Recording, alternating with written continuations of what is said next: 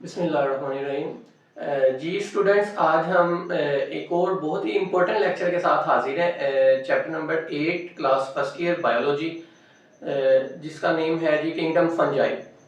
तो fungi basically एक group of organisms है, लिविंग ऑर्गेनिज्म है, जिसकी अगर हम प्रॉपर डेफिनेशन करें तो वो ये होगी कि eukaryotic multi cellular एब्जॉर्बटिव heterotrophs.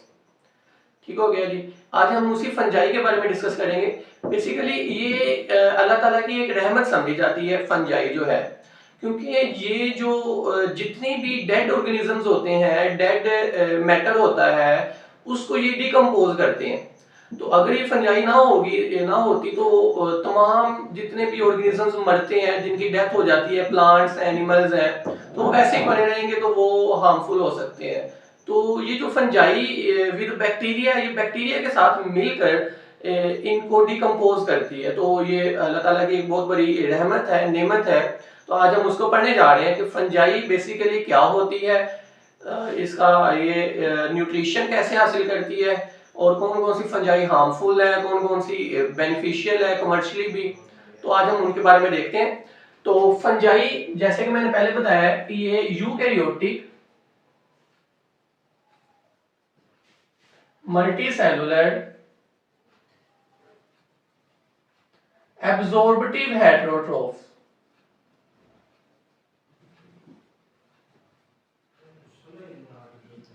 Eukaryotic multicellular एब्जॉर्बटिव हेटेरोट्रोफ, ये फंजाई की प्रॉपर डेफिनेशन है कि ये यूकैरियोटिक होते हैं, ये मल्टीसेलुलर होते हैं, और ये हेटेरोट्रोफ्स होते हैं। तो अपनी खुराक किसी और चीजों से हासिल करते हैं और ये एब्जॉर्ब करते हैं। आपको पता है डाइजेशन का अमल 5 प्रोसेस पे मुश्तमिल होता है कि ingestion, digestion, absorption, assimilation and then egestion.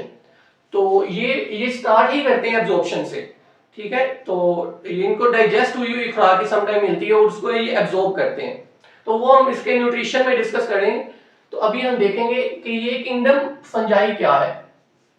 Basically इसको किंगडम ऑफ रिसाइकलर भी कहते हैं, क्योंकि ये रिसाइकलिंग करता है। अगर इसकी नंबर ऑफ स्पीशीज की बात की जाए तो अप्रोक्सीमेटली 1 लाख स्पीशीज अब तक है डिस्कवर हो चुकी हैं फंजाई की, लेकिन और भी हो सकती हैं। अभी तक इतनी है, मजीद हो सकती हैं, तो ये फाइनल फिगर नहीं है। तो अभी तक 1 लाख स्पीशीज डिस्कवर हो चुकी हैं फंजाई की। तो 1 लाख स्पीशीज। तो वैरायटी ऑफ फंजाई, बेसिकली जो फंजाई है ये मुख्तलिफ तरह की होती है। कोई बेनिफिशियल है, कोई हार्मफुल है, कोई कमर्शियली इंपॉर्टेंट है। तो अभी हम देखते हैं कि फर्स्ट ऑफ ऑल उसने डिस्कस किया है जी नोटोरियस फंजाई।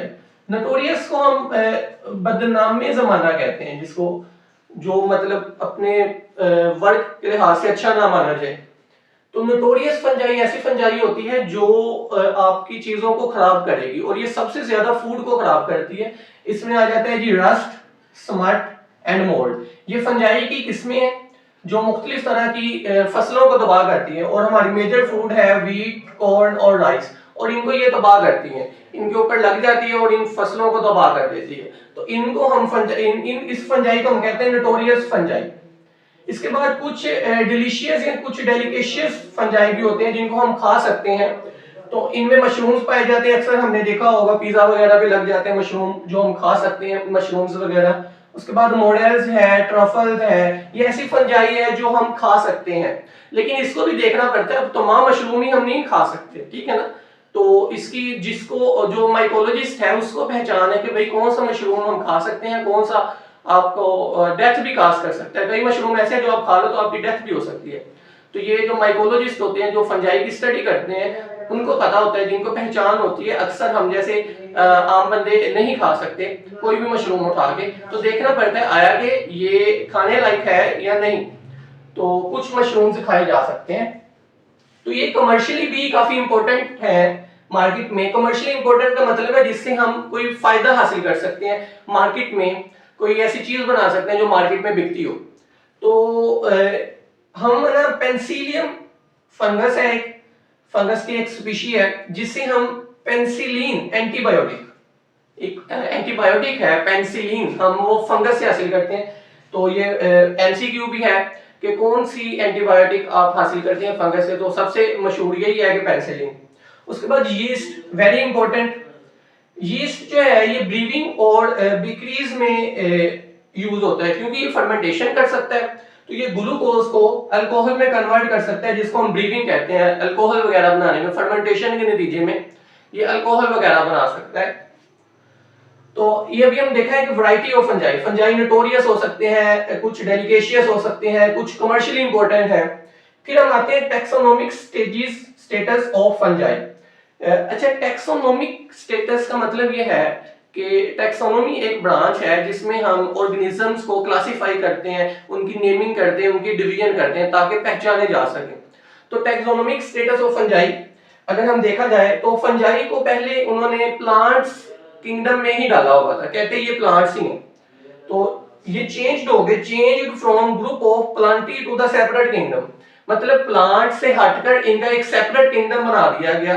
जो आपने 5 किंगडम क्लासिफिकेशन सिस्टम पहले देखी होगी, तो उसके लिहाज से ये बात हो रही है कि पहले फंजाई को प्लांट्स में ही इंक्लूड किया जाता था, लेकिन बाद में इसको एक अलग किंगडम फंजाई बना दिया गया, किंगडम ऑफ फ्री साइकिल, एक सेपरेट किंगडम बना दिया गया ऑर्गेनिजम्स का। तो अभी हमने देखना है कि फंजाई जो प्लांट से कैसे उसका कंपैरिजन किया जा सकता है और एनिमल्स से कैसे कंपैरिजन किया जा सकता है, और बाद में इसका सेपरेट किंगडम क्यों बनाया गया।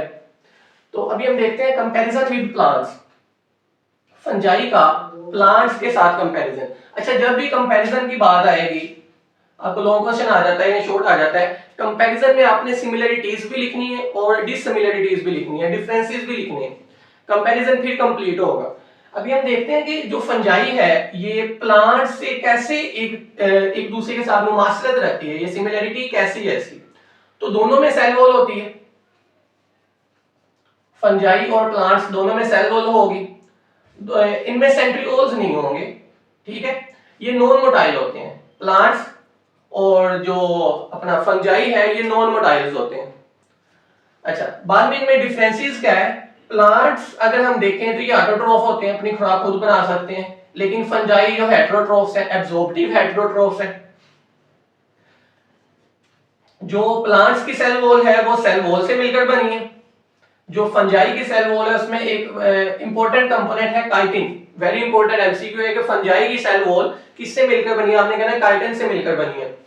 तो प्लांट्स में न्यूक्लियर माइटोसिस नहीं होती, लेकिन फंजाई में न्यूक्लियर माइटोसिस होती है। अभी हम इसको देखें इस लेक्चर के एंड पर कि न्यूक्लियर माइटोसिस क्या है। प्लांट्स में न्यूक्लियर माइटोसिस नहीं पाई जाती, अलबत्ता कि फंजाई में न्यूक्लियर माइटोसिस पाई जाती है, इसको हम देखेंगे अभी। तो ये थी कंपैरिजन विद प्लांट्स, सिमिलरिटीज क्या थी, डिफरेंसेस क्या थी। लेकिन कई साइंटिस्ट ने, कई माइकोलॉजिस्ट ने इसको एनिमल किंगडम में भी रखने की कोशिश की कि ये एनिमल्स के साथ भी मुमासलत रखते हैं। पहले प्लांट्स के साथ रखते थे, फिर अब एनिमल्स के साथ भी हम देख लेते हैं कि एनिमल्स के साथ इनका कंपैरिजन किया जाए तो कैसा किया जा सकता है। तो एनिमल्स के साथ अगर हम देखें तो इसकी सिमिलरिटीज, फंजाई रिजेंबल मोर एनिमल देन प्लांट्स, एनिमल्स के साथ ये ज्यादा रिजेंबल करते हैं। कैसे कि दोनों हेटेरोट्रॉफ्स हैं, एनिमल्स और फंजाई दोनों हेटेरोट्रॉफ्स से अपनी खुराक खुद बना नहीं सकते, अपनी खुराक किसी और ऑर्गेनिज्म से, किसी और चीज से हासिल करते हैं। तो chitin in the cell wall, fungi की सेल वॉल में काइटिन होता है, लेकिन एनिमल्स का एक ग्रुप है, चैप्टर नंबर 10 में आपने पढ़ना है। एनिमल्स का एक ग्रुप है आर्थ्रोपोड्स, जो कीड़े मकोड़े, मक्खियां वगैरह, मच्छर वगैरह, उनकी अगर हम उनका जो एक्सोस्केलेटन है ना वो काइटिन से मिलकर बना होता है, उनका एक्सोस्केलेटन काइटिन से मिलकर बना है। इस वजह से हम कहते हैं कि काइटिन एनिमल्स में भी पाया जाता है। लेकिन सम माइकोलॉजिस्ट वो होते हैं जो फंजाई की स्टडी करते हैं। माइको का लफ्ज अगर आपने देखा है कहीं पे तो वो फंजाई के रिलेटेड होगा। तो some mycologists think animals and plants arose from common ancestor। तो कुछ माइकोलॉजिस्ट ये कहते हैं कि एनिमल्स और जो फंजाई हैं ये एक ही जगह से इवॉल्व हुए हैं, एंसेस्टर इनके सेम है, इनके डिसेंडेंट्स अबाउजदाद इनके एक जैसे हैं। अच्छा, अगर किसी का बाउजदाद एक हो ना तो उनमें सिमिलरिटीज होती हैं, ठीक है ना। फिर बिलफर्ज अगर किसी के पेरेंट्स हैं तो उनके बच्चों में आपस में कुछ सिमिलरिटीज होंगी, किसी की आंखें एक जैसी होंगी, हाइट वगैरह या इंटेलिजेंस वगैरह एक जैसी हो सकती है, तो हम कहते हैं कि भाई ये अपने इनका एंसेस्टर एक ही है। इसी वजह से हम इनको कह देते हैं कि फंजाई और एनिमल एक एंसेस्टर से हैं, तो इनमें सिमिलरिटीज पाई जाती है, मुमासलत पाई जाती है। तो इसी वजह से साइंटिस्ट ने इसको कह दिया। लेकिन अभी हम इसके डिफरेंसेस देख लेते हैं कि एनिमल्स और फंजाई एक दूसरे से डिफर कैसे हैं।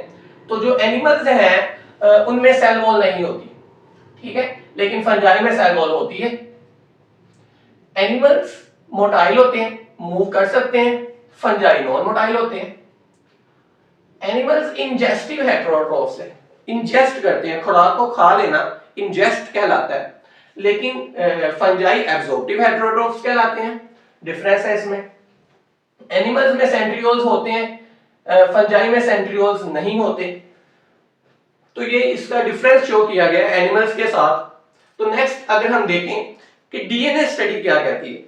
डीएनए स्टडी, आपको पता है डीएनए क्रोमोसोम के जो अंदर मादा होता है उसको डीएनए कहा जाता है, न्यूक्लियोटाइड से मिलकर बनता है, आप इससे वाकिफ हैं। तो डीएनए स्टडी बताती है कि fungi neither plant nor animal, ना ही ये प्लांट है ना ही ये एनिमल है, इसी वजह से इसका सेपरेट किंगडम बना दिया गया। तो इसमें देखा गया कि अभी हमने बात करनी है न्यूक्लियर माइटोसिस की। तो न्यूक्लियर, पहले तो हमें माइटोसिस को समझने की जरूरत है। माइटोसिस आपने पहले भी पढ़ा है कि mitosis is the type of cell division in which the chromosome number remains same in the daughter cell. ठीक है, जो पेरेंट सेल में जितने क्रोमोसोम थे उतने ही डॉटर सेल में क्रोमोसोम होंगे। फॉर एग्जांपल, अगर पेरेंट सेल में 46 क्रोमोसोम है तो डॉटर सेल में भी 46 क्रोमोसोम ही होंगे। तो दो डॉटर सेल बनेंगे तो दोनों में 46 क्रोमोसोम होंगे। तो न्यूक्लियर माइटोसिस का मतलब ये है कि न्यूक्लियस की माइटोसिस, ठीक है ना। तो इसमें अगर हम ये देखें, ये एक सेल है, फंजाई का सेल है, तो उसमें ये न्यूक्लियस है। न्यूक्लियस के अंदर ये सेंट्रियोल जैसा स्ट्रक्चर है, एनालोगस रीजन है। एनालोगस रीजन यही मतलब है कि उसके जैसा है बट वो नहीं है, सेंट्रियोल नहीं है, उसके जैसा ही स्ट्रक्चर है। तो इसके न्यूक्लियस के अंदर ही इनकी सेपरेशन होती है, ये अपने माइटोसिस की स्टेजेस ही हैं।